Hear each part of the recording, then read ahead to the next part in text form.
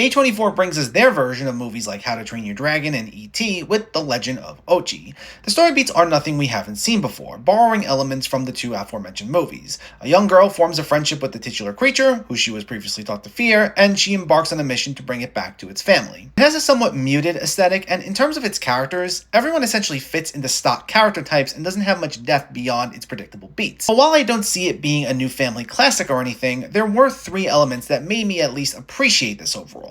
Now, the first is its visuals. With its sweeping landscapes, vibrant cinematography, and colorful aesthetic, it does look to recapture the whimsy and adventure of 80s Amblin Entertainment films, and it does a nice job there, even if the film's sometimes a bit more self-serious than it should have been. The second is the practical effects. The title character is brought to life via a puppet that, if the movie had more marketing, could have rivaled the viral cuteness of Baby Yoda from a few years ago, and the rest of the family are also brought to life via animatronics, and I thought all those looked fantastic.